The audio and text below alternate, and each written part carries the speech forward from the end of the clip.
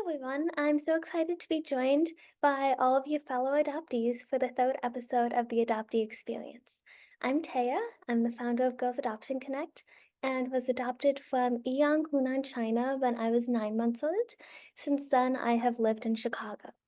At the beginning of high school, I reconnected with the girls I was adopted alongside, and after hearing their adoption journeys, that inspired me to begin this page.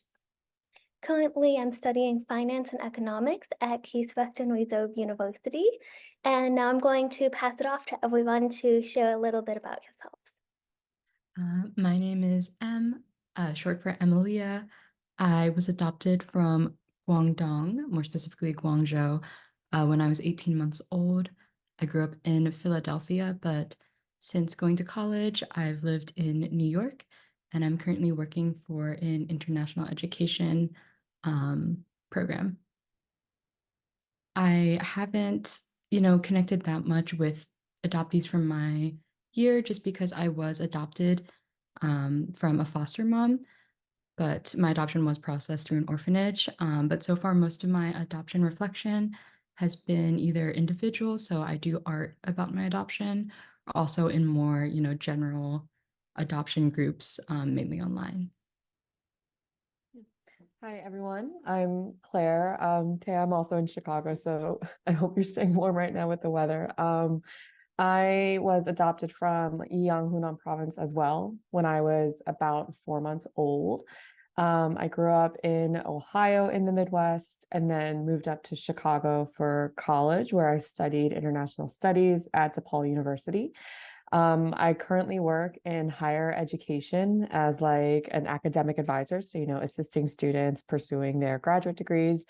And then in my own personal adoption journey, I started when I was really young, going to summer camps to immerse myself in the language and Chinese culture.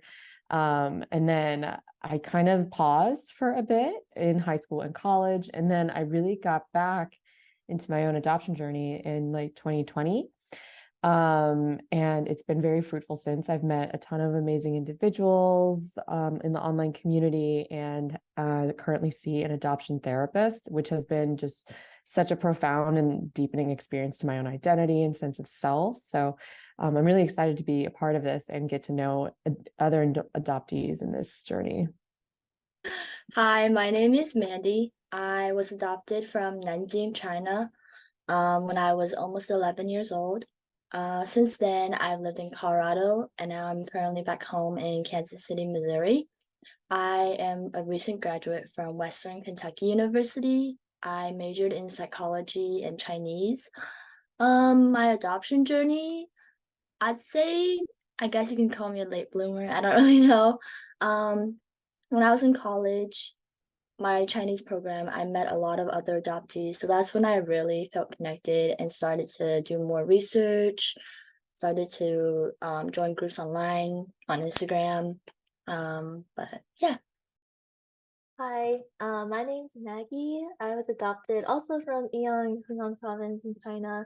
I was adopted at 12 months old.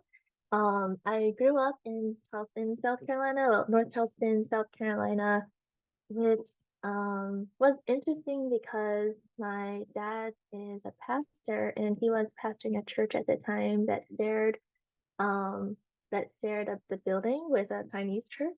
So I kind of was able to grow up knowing like a little bit of the Chinese community, but at the same time feeling very in between like both communities, which was definitely an interesting experience.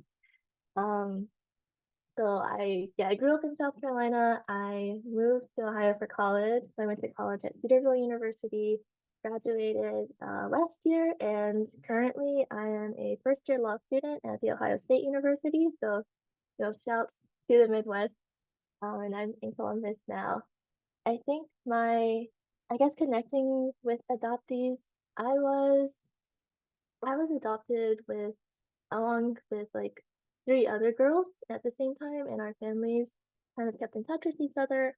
So I was able to kind of meet up with them every 5 to 10 years or so. But as far as really thinking about things and processing things, it wasn't really until 2020 that I started really diving into that part of my identity more, and still very much on the journey. So I'm excited to, yeah, to talk with y'all, and thank you for setting this up, Taya. Yeah, thank you so much, everyone, for your lovely introductions. We started touching on this a little bit, but like, was there a specific moment for any of you that helped you like come out of the adoption fog or helped you unpack your identity? I guess in college, I met this other girl who was also adopted from China, and it was during like COVID time when I went back home and did online school for a bit. And me and her, we would like chat every week just about different stuff. But we talked a lot about adoption and just share our own experiences and our own emotions with that and our struggles with it. And I think that's the moment when I really felt connected to someone else with the adoption aspect of my life. And I think that's when I guess I kind of had more of a clear like process of what I like my whole adoption process and everything. But yeah.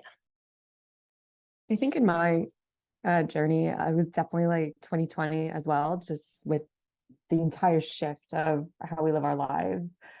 Um, they sometimes like the breakthrough come at the lowest of lows. Like I was in a very dark place in my life at the time, and I felt like I wanted to reconnect with this core early part of my identity, kind of see how I could put in the pieces of the puzzle in a way. That's how I've described it before.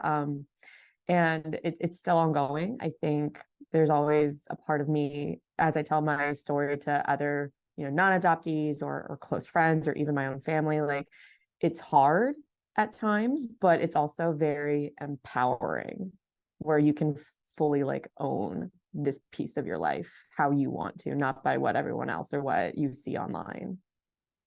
I think mine was probably during 2020 as well. I think that would have been my freshman year of college. And I don't know, I guess the lockdown and COVID just really forced a lot of us to just actually like think about ourselves like for the first time maybe in a long time. And I think it was during then that I admitted this feeling of feeling like an imposter in my own like ethnic group, I guess in a way. Like I didn't feel like I was Chinese enough or like Asian enough, whatever that means. Because I think at that point I didn't realize that, oh, it's just being, right? But I thought that, I didn't speak the language, I didn't really understand like different customs despite growing up kind of like in some proximity to the Chinese community. And when I finally admitted that to a few of my friends and to my mom, I remember they were really surprised and they were just like, really? Like, but you were born there, and that's the culture and ethnicity that you were born into. And I think just hearing that um, affirmation from them kind of encouraged me to start diving into it more, and to start taking ownership of that. But I guess that was kind of the start of it for me. Yeah, it's interesting hearing everybody share about 2020 because I think when I first heard the question, I felt like it was much more of a stepwise process for me and not in a specific moment. But like after hearing you all share, I do realize I've also had that like during COVID being alone and reflecting. I think especially because during COVID, so many people were online and sharing their thoughts, even if it was like really silly things like the like drop an emoji in my Instagram story. People were interacting online. Um, and then I think the second part of that is um, a lot of my friends had close proximity to sort of the Stop Asian Hate movement. And I think like what Maggie, you were saying about not feeling sort of, you know, Chinese enough, maybe. I think that also was a source of reflection for me because I grew up in a primarily white community, and I was also living at home during the pandemic. So a lot of my Chinese friends were in the city and exposed to a lot more, stigma than I was at home. So it's this sort of dual, like my current experiences and my past lived experiences didn't, you know, I wasn't the person to most identify with sorry, that's not what I meant. I wasn't it felt like I was fighting for this community and I really felt strongly for them while also not sure of how much I was a part of this community. Yeah, I definitely feel a lot of what you all said. And I think as international adoptees, I think we walk an interesting line in the AAPI community because, like, we look Asian from the outside and assume to be like wholly Chinese, except for the fact that then we don't look like the rest of our family members. In my case, I'm not fluent in Mandarin. I don't have like family ties to China. And I think that it creates an interesting situation when it comes to how we process our identities. Specifically, how have you navigated challenges like this throughout your life? I have a bit of a like Uno reverse here because I'm the youngest of three sisters, and I have two older sisters who are also adopted from China. So I think growing up, that was definitely something that really bonded us together. As I said before, we were some of the only Asian kids in our school. So um, yeah, I think I was very grateful to have them in my life growing up. And I think my parents were always very like never avoided the fact that we were adopted and would always joke about it. We had a bit of like mom favoritism in our house. So we used to joke like me and my sisters are Chinese, my mom is Chinese, but my dad isn't Chinese. So it was very sort of, we were encouraged to talk about it and we didn't shy away from it. And whenever somebody had things to say, like, oh, I can't believe those are your daughters, my mom was very like, no, these are my daughters. This is what my family's like. So I appreciated that. I think that's incredible. And to have that kind of like solidarity with your siblings is so important. Um, my older sister is also adopted, but it was a domestic adoption. So she's a white woman. So I grew up in a suburban Midwestern neighborhood that was majority all white. So it was a pretty isolating experience. I didn't have any individuals who looked like me or who were in the same situation. So it was very difficult to connect with that part of myself. People in Ohio would just look at you and they assumed every bias and every stereotype they could. I think like my nickname in elementary school was like either Pocahontas or Mulan, which, as we all know, is pretty frustrating and not okay. And so I couldn't figure out why. I didn't know how to start. I didn't know where to look for that kind of connection until I was like 8 years old and I was able to go to this summer immersion camp where I was exposed to Chinese culture and the language, the cuisine, like special holidays. But it was difficult because I felt like I had to prove and obsess over this to prove that I had a place in the Asian community. And so it's been hard to kind of navigate. Like I love knowing about my first culture, but I don't need to prove that I am, or that I don't need to have this kind of like experiential knowledge. I can just be, and that's enough. I feel like thank you for sharing your experiences. And yeah, it's just so, I think I was really like struck by what we were saying, Claire. Like it's so difficult to just be sometimes. And I think that's something I'm still trying to figure out. I think, yeah, like to be real, I haven't always navigated this very well. I do have siblings who are adopted, but I'm the oldest sibling, so I have a brother who's adopted from Kazakhstan. So he is more like Eastern European looking, and my parents are both white. So they just assumed that he was their biological child and I was the odd one out. And then I have sisters who are adopted from China, but they weren't adopted until I was 10 years old, and there's a 9-year age difference.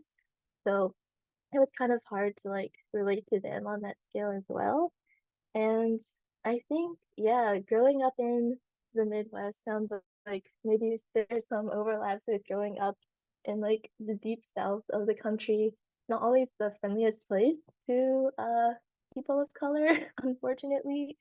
Like I know that it was weird as a kid trying to figure out how to deal with things that you didn't even know how to name. Like I didn't really understand what microaggressions or like little like small instances of racism were until definitely college. So I remember like people in my family and even people at church would make kind of like um just not the most like humanizing comments about like, oh, like your hair is so like exotic, or I would kill to have your skin tone, or my cousin would call me like butter eyes because I have monolids, but I didn't even realize like, oh, like that's not okay.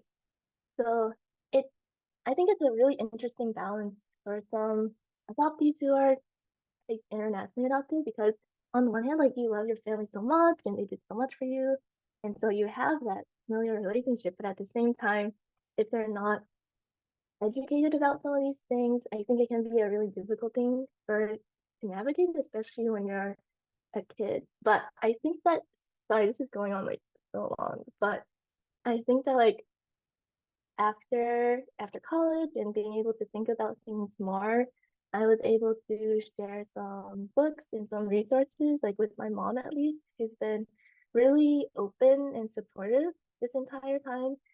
I think maybe, and it sounds like most of us are maybe a little bit older, like in our 20s.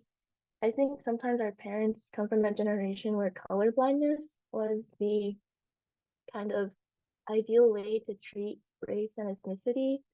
And I think we know better now, but sometimes our parents are still need to help to realize that. But I think from my experience, and I'm so grateful for this, my parents have been really accepting and willing to learn. And I think since then, like just reading resources and giving my parents resources and being able to talk about it has helped so tremendously. So as I'm navigating things now, I do still want to have more conversations with my parents and my mom because my sisters are like 13, and I think that maybe around the time when I started realizing that like, oh, this feels weird to be called certain names, or I don't like, why do I look so different? And why does it feel a little unsettling sometimes? So, hoping that they'll continue on their growth journey. But I'm really encouraged by the growth I've seen already. That was long, guys. Thank you for listening to all that. Yeah, like that was like so interesting for me to hear because for me, I'm an only child in my family, and both of my parents are white. But I think for me, it's been an interesting mix because my parents have always been very upfront and accepting and have gone out of the way my entire life to educate themselves on racism, color blindness, microaggressions, and xenophobia. So I think within my immediate family, I'm kind of, I guess, sheltered from some of those identity complexities within my own family. But then when it comes to extended family and maybe like friends and stuff like that, it's slightly different. So, like, what do you wish your non adopted family and friends knew about adoption and the complexities of being an adoptee? I guess like I think that every adoptee, like there's stereotypes about us or like things that people just assume. And I think every adoptee have obviously we have our own journey and our own struggles and we process things differently. So I think that's something that not a lot of people are aware, or like people, parents who are before they go into adoption, they don't realize that their child may deal with the process of it differently. So they may just assume like, oh, these are things we need to watch out. But yeah, so it's just like each person is gonna be different and like they're gonna have their own set of process and like struggles. Yeah, I totally agree with that, Mandy. And I think maybe going along with that, I think that when people hear that I'm adopted, like they kind of have one of two reactions. They're either like, oh, that's kind of awful, or like, oh, that's like the coolest thing ever. And I think maybe I wish people just gave adoptees more space to explain how they feel and also the space to kind of grieve what we've lost in some ways. I think that that's often overlooked because people most of the time just want to focus on the positive, like, oh, that's so amazing. You must be so grateful. You're so lucky. You like, got out of China because it's communist or whatever. So I think maybe just giving adoptees the space to share their stories and also the space to be both thankful for the families they have, but also to grieve for what they lost. Yeah, Maggie, I definitely agree. And it's interesting that you say that too, because earlier in December, I had a PowerPoint party with some college girlfriends where, we were doing like life updates and stuff. And one of my slides was about my adoption journey because I was so excited to share where I was. I even had like photos of myself as a child, like growing up, like baby Claire. And one of the biggest things I wanted to tell with them is coming into acceptance that there are pieces of your life that you might never find out. It would be amazing if I did, but there are some things that I'll just never know about those, first 4 to who knows how many 6 months of my life I don't have. And that it's sad, it's really hard to talk about with people. And I'll always be a little bit sad about it. And maybe both, maybe sometimes it'll move and transition to gratitude at times, then having that space for that whole complexity and whole scale of feelings about the experience is super important. And I wish more people knew about that. Yeah, I think what you three, have said really resonates with me, and it's really sort of comforting to hear, um, obviously fellow adoptees share those thoughts. And I think sort of expanding from like the abstract to the specific, something that I wish more people understood was this connection to, my biological mom that I feel, and understanding that's something I will never know and that I can be really sad about. But also, I think specifically as a woman, you know, coming into, you know, I'm in my early 20s now and becoming more aware of motherhood and thinking through the experience that my biological mom must have had.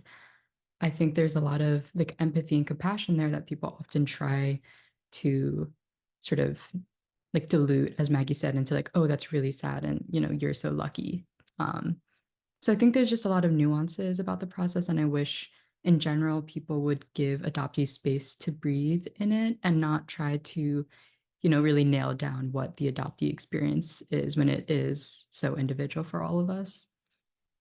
Yeah, that's all really interesting to me because I think as an adoptee, we hear all of these different narratives about like how it should feel, how others think it feels for us. And sometimes as an adoptee, it feels like these opinions are being overcasting my own like lived experience while I'm trying to unpack it in the process. Um, and I think that for me, when I was a lot younger, for reference, I'm 19 right now. Um, but something you wish that your younger self knew regarding adoption and identity. I guess kind of some of the things that you guys have already mentioned, advice to like people who aren't adopted. I think just like what Claire said, like just kind of realizing that there are parts of you that you may never know, and kind of slowly moving towards to accepting that we may never fully accept it, but like having our goal or trying to accept it. But also like what Maggie said, like grief is an ongoing thing. Like we may go through stages, but I feel like grief is also something that may take a while or may never end. So I think that's something that I would tell myself, that like younger self, like give it time, and like take it one step at a time. Like, yeah. I think my younger self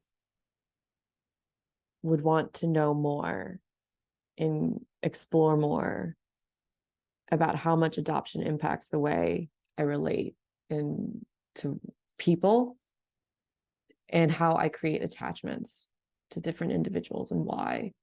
I think for so long I was so hyperactive and so anxious because I was in such like an unfamiliar environment without the tools, without those, coping techniques. And younger Claire really struggled to smile when all she really wanted to do was cry. And so I think I would want little Claire to know it's hard to understand why you feel this way, because it all relates about what happened to you. And I'd want her to know that it sucks and it's going to take time and it's hard, but it gets better too. Yeah, I really relate to what both of you said, Mandy and Claire. I think that yeah, my younger self didn't have a lot of resources to even name what I was feeling sometimes, and when I did feel like just I don't know, I guess maybe not being what am I trying to say? I guess I wish I could tell my younger self that you're not a bad person to have negative feelings. Um, and I think that you're like it's okay to be sad about things and to not know why. And that and just I wish I could tell my younger self that like it's it's enough to just be who you are. Like I think growing up between like a very mostly white community and then kind of like a Chinese community, both communities really wanted me to be something that I wasn't. I think either whether it's like kind of a oh token, look what we saved from over here, or like oh like it's just this Chinese kid. You need to know how to speak to us, and you need to like know different customs and such. And I think maybe like feeling torn between both of those. I wish my younger self, like little Maggie, could just been like, it's enough. I am who I am. I'm an adoptee. I am Chinese American, and it's and that's okay. Just to be that, and just to know that regardless of my ability to speak Chinese or my feelings towards adoption, like just to know that I was so loved, and like each of you are I wish I could just like give all of your younger selves hugs right now, just like you're so loved and just so utterly enough. Always just as you are. I wish I could tell all of our younger selves that collectively. As I think still being young and still unpacking all of these different identities and different communities that we navigate while also trying to heal our inner selves from anything that we went through while we were younger is always really interesting, but also kind of misunderstood by people who haven't quite been through it. And I think looking forward, what do you hope the future of adoption awareness looks like? You mean in terms of like what we want for ourselves in the community, or like on an educational scale for non-adoptees, or both? Honestly, either way, I think there's a lot that could be said on either. Okay. I can touch on the former more for myself, but I would want reconnection so badly to have, the Chinese government and the American government work to let us reclaim this part of ourselves. Like let us try to give us the resources, give us the paperwork to find our families, our first families. So often we have to rely on like, private agencies and, DNA, and it's a start, but having formal institutions help us navigate this reconnection, which I can imagine like all parties want, I think will only strengthen who we are and will help us process and feel connected to ourselves and like our first countries and cultures. But having that choice would be great. I guess from the education perspective, I would like to see more like research done on Chinese adoptees, more like psychological, because for some of my for some of my psychology projects, I was doing it on like the trauma of adoption, and I focused more on like Chinese adoptees, and it was really hard to find like just research in general about adoptions, but then more specifically about like Chinese adoptees. But I think that would be really helpful in like our processing, like, oh, our attachment styles, or like, oh, this is why this or that, or like the way I interact with society. I think that would be helpful. Yeah, I really agree with what both of you said. And I think the exciting thing is because adoption happened, in a set period of time, and the bulk of adoptees are now coming into, early adulthood, it is the time for us to sort of be the ones to do that psych research or, you know, be a policy advocate. So it's something I'm very hopeful for in the future and something I've been really excited about, even on a digital community basis, seeing these communities form right in front of my eyes and seeing change happen. So very hopeful. I feel like all of the above sounds amazing. I think more things like this to just connect with other people as well, like within our own communities. And I guess the only thing I might add would also be maybe just um more I think more encouraging for adoptive parents even today to just continue to read more resources. Now that there are at least a couple of books written by adoptees, maybe read those instead of books that are written by non-adoptees trying to explain the experience. But yeah, I think stuff like this is great, and I'm also really hopeful. Thank you all so much for such a great discussion, and to everyone watching, feel free to stay in contact or reach out to any of us. Our Instagram handles will all be linked below. And thank you so much again.